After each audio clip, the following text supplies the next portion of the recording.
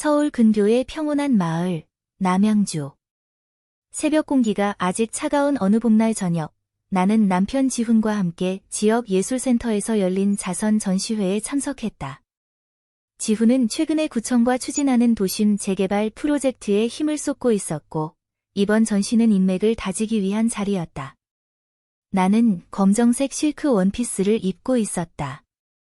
어깨끈이 얇고 무릎까지 내려오는 디자인, 그 아래엔 살색 레이스 밴드가 달린 스타킹, 그리고 청색 실크 브래지어와 팬티 세트. 속옷이 눈에 보이지 않아도 그 감촉이 내 걸음걸이와 숨결을 바꾸고 있다는 것을 나는 느끼고 있었다. 그날의 나는 누군가를 유혹하려는 마음은 없었지만 내 안에 무언가가 깨어나는 것을 알았다.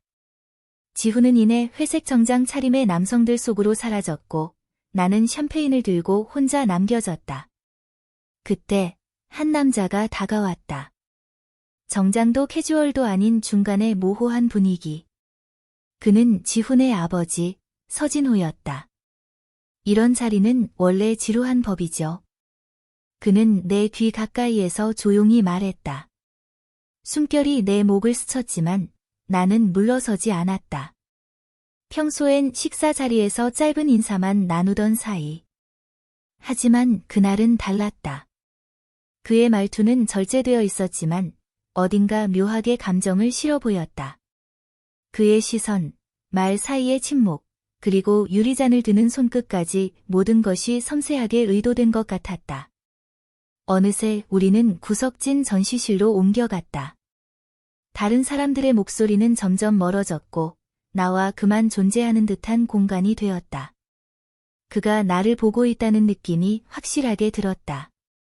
남편조차 알아채지 못했던 나의 작은 몸짓, 숨결 하나까지. 행사가 끝난 뒤 귀가를 위한 차량의 자리가 부족하다는 이유로 나는 진호와 함께 택시에 탔다. 말없이 나란히 앉은 채 손끝이 닿을 듯 말 듯한 거리. 그는 창밖을 바라봤고 나는 그를 바라봤다. 도심의 불빛은 흐릿한 꿈처럼 스쳐 지나갔다. 도착 직전 그는 나를 바라보며 조용히 미소 지었다. 한마디 없이 문을 열고 내렸다. 하지만 그 침묵은 모든 말을 대신했다. 그날 밤 나는 거울 앞에 섰다. 어깨끈 원피스를 벗고 천천히 브래지어의 후크를 풀며 나 자신을 응시했다. 그 누구도 아닌 나를 위해. 나를 보는 것만으로도 살아있다는 기분이 들었던 건 오랜만이었다. 며칠 후 우리는 그의 집에서 열린 가족 점심 식사 자리에서 다시 마주쳤다. 그날 나는 허리선을 강조하는 아이보리색 니트 원피스를 입었다. 속엔 진한 파란색 속옷을 입었다. 이건 그를 위해서가 아니었다. 내 몸이 나에게 속해 있다는 걸 느끼기 위해서였다. 그는 말없이 내 옆을 스쳤다. 찻잔을 건네며 손끝이 내 손등 가까이에 머물렀다. 그 미세한 온도 차이가 머리끝까지 전해졌다. 오늘은 조용하네.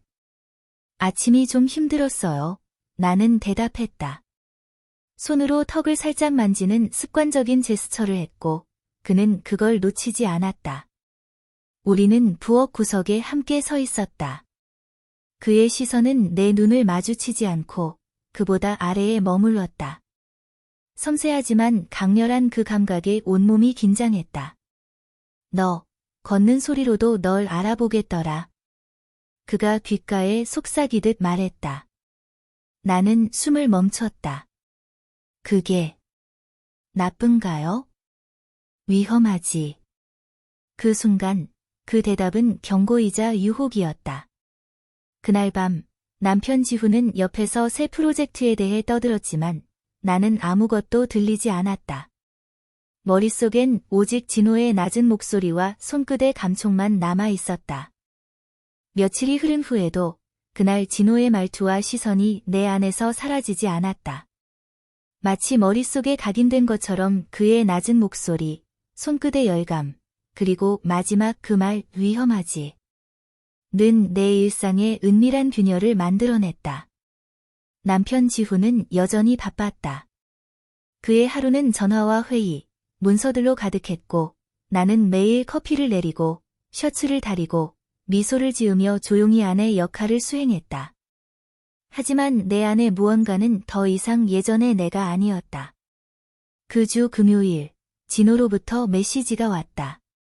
이제 곧 지훈 생일이지? 예전 사진들로 뭔가 준비해보면 어때요? 우리 집 창고에 앨범들 있어요.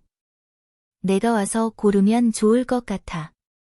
단순한 제안이었다. 그러나 나는 이미 대답을 정해놓은 상태였다. 4시쯤 갈게요. 그의 집에 도착했을 때 비가 갓 그친 듯 공기가 축축했다. 문을 열자 진호는 회색 터틀넥과 검은 슬랙스를 입고 있었다. 말끔하지만 어딘가 흐트러진 느낌. 머리카락은 살짝 젖어 있었고 안에서 커피 냄새가 났다. 어서 와. 앨범 어디 있어요? 베란다에 있어. 이쪽으로. 우리는 베란다 테이블에 앉아 사진첩을 펼쳤다. 오래된 사진들. 지훈의 어린 시절, 진호의 젊은 시절.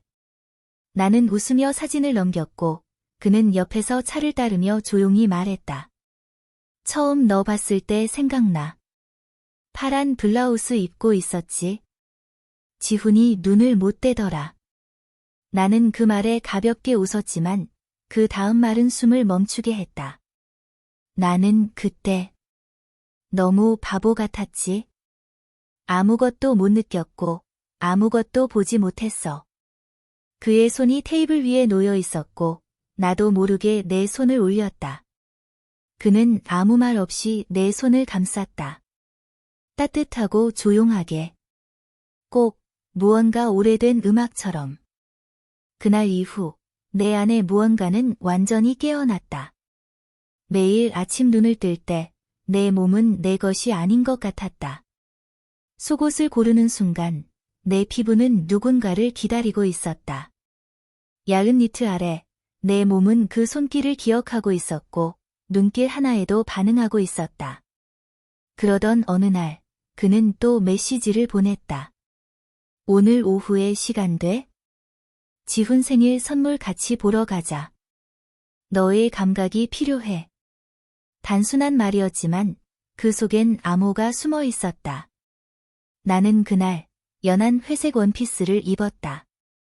허리선이 강조되고 팔꿈치까지 내려오는 소매. 안에는 진홍색 브래지어와 팬티. 누가 볼 수 없는 곳, 하지만 그는 느낄 수 있을 것이다. 나는 그렇게 믿었다. 우리는 바닷가 근처 오래된 쇼핑몰에서 만났다. 그는 평소처럼 미소를 지었고 우리는 말없이 걸었다. 넥타이, 셔츠, 벨트를 고르며 서로의 손끝이 스치고 눈길이 부딪혔다. 그 순간 세상은 멈춘 듯했다. 요즘 지훈 취향이 좀 애매하지 않아? 내가 말하자 진호는 나를 똑바로 바라보며 대답했다. 그 아이는 중요한 걸 잘 몰라. 보이는 것만 보지. 그 말에 나는 눈을 피하지 않았다. 그 순간 우리 둘 사이에 무언가가 시작되고 있음을 확신했다. 쇼핑 후 그는 조용한 골목의 작은 카페로 나를 이끌었다. 바깥 풍경은 흐릿했고 우리는 커피를 시켰지만 마시지 않았다. 그는 내 손을 잡았다. 아무 말 없이 그냥 손을 감쌌다. 나는 속삭이듯 말했다. 이게 어디까지 가게 될까요? 어디든. 멈추지 못하면 그게 우리가 원하는 거 아닐까? 그 말은 뜨거운 밀물이 되어 내 안을 덮쳤다. 카페에서 나올 때 나는 처음으로 그에게 속으로 고백했다. 이 사람은 나를 보고 있다. 진짜로. 며칠간 아무런 연락이 없었다. 진호는 조용했고 나도 일부러 연락하지 않았다. 그 침묵은 끝이 아니라 마치 어딘가로 이어지는 터널처럼 느껴졌다. 그러던 어느 날 저녁, 지훈은 오랜만에 나에게 다정하게 다가왔다. 우리 이번 주말에 모자 동창 집에 갈 거야? 너도 같이 가자. 오랜만에 사람들 좀 보자. 나는 고개를 끄덕이며 웃었지만 속은 이상하게 조용하지 않았다. 그 주 토요일, 우리는 모자의 넓은 단독주택에 갔다. 마당에는 아이들이 뛰어놀았고 어른들은 삼삼오오 맥주를 마시며 이야기꽃을 피웠다. 나는 그 사이에서 어울리지 않는 퍼즐 조각 같았다. 그때 핸드폰 진동이 울렸다. 지금 너 말할 수 없다는 거 알아? 그냥 보고 싶다. 진호였다. 나는 아무 말 없이 베란다로 나가 창밖을 바라보며 숨을 고르다 조용히 전화기를 귀에 댔다. 말을 하지 않아도 그는 내가 듣고 있다는 걸 알았다. 그 짧은 숨소리만으로도 우리는 서로를 느꼈다. 그날 밤 집으로 돌아오는 차 안 지훈은 평소처럼 프로젝트 이야기를 하며 웃었지만 나는 하나도 들리지 않았다. 요즘 너랑 아버지랑 좀 자주 보이는 것 같네? 그 말에 가슴이 철렁 내려앉았다.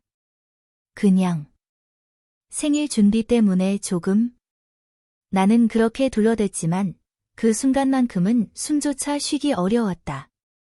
집에 도착한 후 지훈은 금세 잠들었고 나는 거실에 홀로 앉아 핸드폰을 들여다보았다. 그 순간 다시 온 메시지. 모레 시골 별장에 가 몇 일 동안 혼자 있어. 올래? 나는 아무 대답도 하지 않았다. 하지만 이미 내 손은 짐을 싸고 있었다. 지훈에게는 친구 집에 다녀오겠다고 말했고 그는 별 의심 없이 고개를 끄덕였다. 별장은 충청도 외곽에 위치해 있었다. 작은 마을, 구불구불한 길, 고요한 산자락, 그리고 나무로 지은 오래된 집. 문을 열자마자 진호가 기다리고 있었다. 흰 셔츠, 청바지, 부드러운 미소, 그리고 살짝 자란 수염. 올 줄 몰랐어. 나도. 그럴 줄 몰랐는데 와버렸어요. 우리는 바로 안으로 들어가지 않았다. 그는 베란다에 차를 준비해 두었고 우리는 말없이 앉아 찻잔을 들었다. 햇살은 따뜻했고 바람은 살짝 달콤했다. 조용한 대화가 이어졌다. 그는 최근 읽은 책 이야기를 했고 나는 도시의 소음이 지겹다고 말했다. 말보다 긴 침묵이 더 많았지만 우리는 그 침묵 속에서도 서로를 느꼈다. 저기 나무 아래 그네 타볼래? 그가 손가락으로 가리켰고 나는 고개를 끄덕이며 나무 아래로 걸어갔다. 그네에 앉자 그는 내 뒤에 서서 밧줄을 잡았다. 천천히 흔들리기 시작한 그네. 바람이 스커트를 스쳤고 심장이 점점 빨리 뛰었다. 그가 몸을 앞으로 기울였다. 지금 너를 키스하면 모든 게 바뀔 거야. 나는 눈을 감고 대답했다. 이미 바뀌었어요. 그는 키스하지 않았다. 대신 손으로 내 머리카락을 가만히 쓸어내렸다. 그 손길이 모든 말을 대신했다. 나는 그날 밤 절대 잠들 수 없다는 걸 이미 알고 있었다. 별장 안 낡은 침대 위에서 나는 하얀 야른 잠옷을 입은 채 창밖을 바라봤다. 달빛이 내 몸을 감싸고 바람이 커튼을 흔들었다. 그의 방은 옆방. 하지만 나는 그의 존재를 내 숨결처럼 느꼈다. 조용한 노크 소리. 나는 문을 열었다. 그는 아무 말 없이 방 안으로 들어왔다. 오려고 한 건 아니었어. 그냥 멈출 수가 없더라. 나도요. 그는 내 어깨를 손끝으로 쓰다듬었다. 그 순간 돌아갈 수 없는 선을 넘었다. 서로를 향해 다가간 우리는 말을 멈췄다. 그의 입술은 부드럽고 따뜻했다.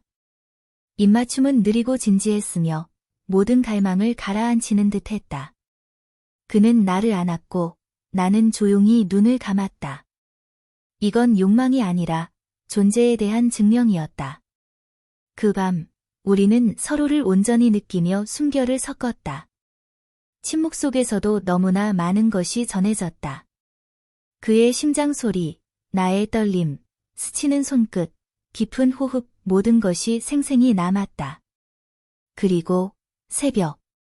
나는 떠날 준비를 했다. 그는 붙잡지 않았다. 나도 말하지 않았다. 집으로 돌아왔을 때 세상은 변한 게 없었다. 지훈은 평소처럼 뉴스 프로그램을 보고 있었고 나는 다시 웃으며 잘 다녀왔어 라고 말했다. 그러나 내 안엔 이미 다른 여자가 살고 있었다. 별장에서 돌아온 후 내 안에선 모든 것이 여전히 흔들리고 있었다. 나는 평소처럼 아침을 준비했고 지훈의 셔츠에 다리미를 대며 아무 일 없던 것처럼 웃었다. 하지만 거울 속에 나는 분명히 달라져 있었다. 하얀 셔츠를 입고 있어도 속에는 아직 그 밤의 열기가 남아있었고 진호의 손길이 피부 어딘가에 남아있었다. 며칠 동안 진호에게서 연락이 없었다. 나는 휴대폰을 손에 쥐고 수십 번 들여다봤지만 아무런 메시지도 전화도 오지 않았다. 그 침묵은 끝이 아닌 너무도 익숙한 숨바꼭질 같았다. 나는 기다리는 여자가 되었다. 그리고 그게 너무나 싫었다. 그러던 중 지훈이 말했다. 이번 주에 모자 가서 친구들이랑 바비큐 한다고 했어. 너도 같이 가자.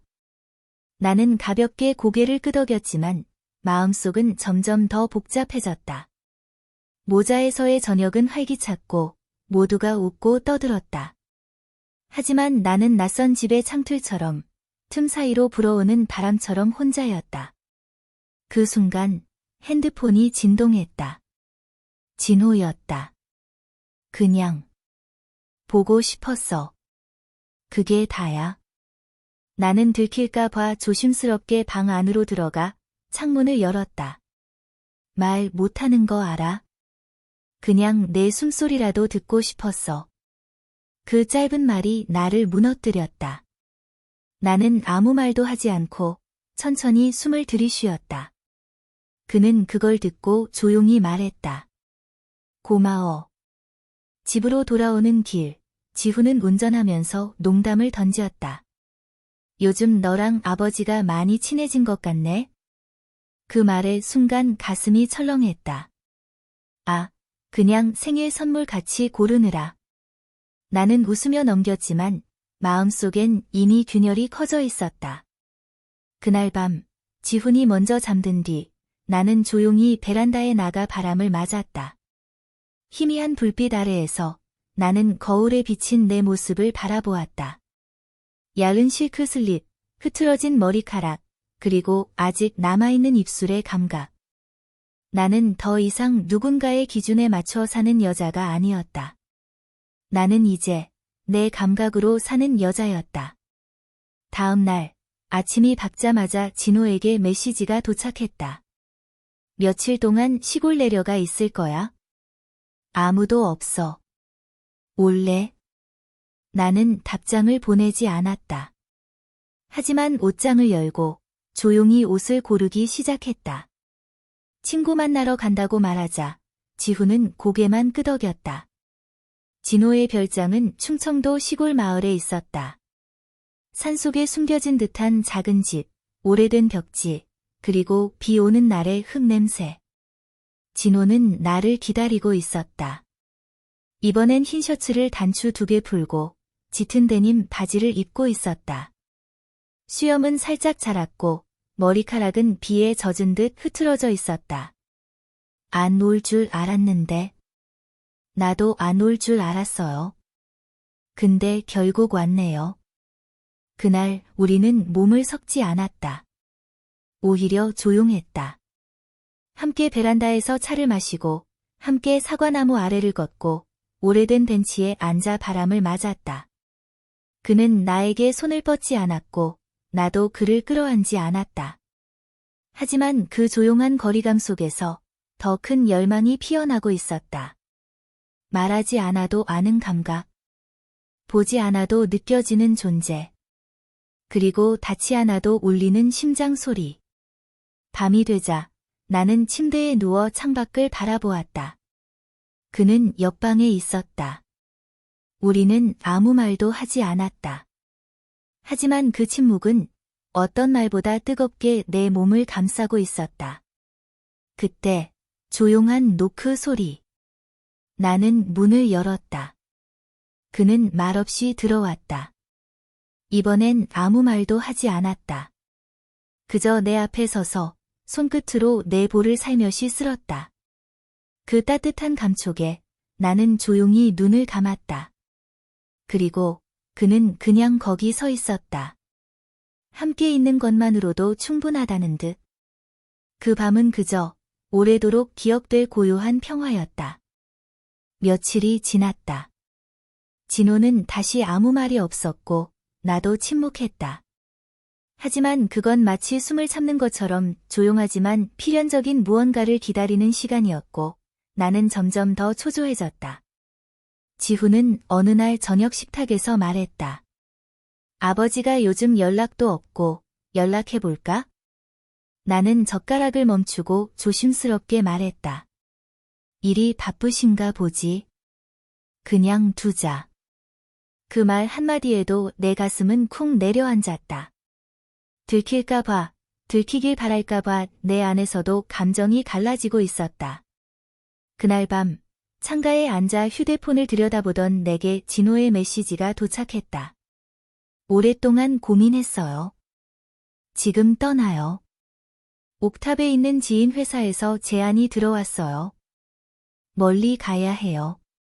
그냥. 마지막으로 당신을 보고 싶어요. 그 문장을 몇 번이고 읽었다. 눈물이 뺨을 타고 흘렀다. 그건 이별의 선언도 아니고 고백도 아니었다. 단지 진심이었다. 그리고 나는 더 이상 외면할 수 없었다. 나는 그를 보러 가지 않았다. 대신 그가 없는 그의 집 앞 골목을 서성였고 비어있는 창문을 올려다봤다. 그곳엔 더 이상 불빛도 그림자도 없었다. 며칠 후 지훈과 나는 주말에 외출을 했고 그의 친구들과 함께 모자 근처 작은 펜션에 묵게 되었다. 밤늦게 모두 잠든 후 나는 다시 핸드폰을 들여다봤다. 아무것도 없었다. 진호는 떠난 것이다. 정말로. 나는 거울 앞에 섰다. 얇은 슬립 원피스 속에는 내가 마지막으로 진호를 만났을 때 입었던 붉은 레이스 속옷이 있었다. 그는 그것을 본 적 없지만 나는 그것을 입은 내 몸으로 그를 기억하고 있었다. 그 감각은 사라지지 않았다. 내 피부가 기억하고 있었고 심장이 기억하고 있었다. 다음 날 아침 나는 모자 거리를 홀로 걸었다. 골목마다 그의 그림자가 어른거렸고 지나가는 바람에도 그의 숨결이 섞여 있었다. 서울로 돌아와 며칠이 더 지났을 때 그의 이름으로 된 우편물이 하나 도착했다. 보내는 사람의 주소는 비어 있었고 작은 메모가 한 장 들어 있었다. 당신은 이제 나 없이도 살아갈 수 있어요. 하지만 나는 여전히 그날 밤의 당신을 기억합니다. 그 슬픈 눈빛과 따뜻한 손. 그리고 조용한 입술. 나는 엽서를 가슴에 안고 오랫동안 울었다. 지훈이 돌아왔을 때 나는 화장실에 숨어 있었고 거울 속에선 나의 눈이 또렷이 빛나고 있었다. 무너진 여자가 아닌 끝내 선택을 한 여자의 눈빛이었다.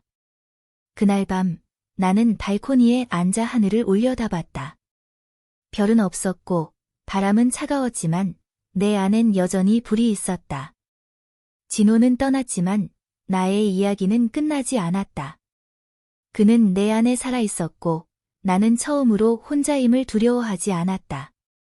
그 순간 휴대폰에 새로운 메시지가 도착했다. 보낸 이는 없었고 단 한 줄. 혹시라도 다시 만나게 된다면. 나는 미소 지으며 휴대폰을 껐다. 그리고 혼잣말로 중얼거렸다. 그땐 내가 먼저 안아줄 거예요.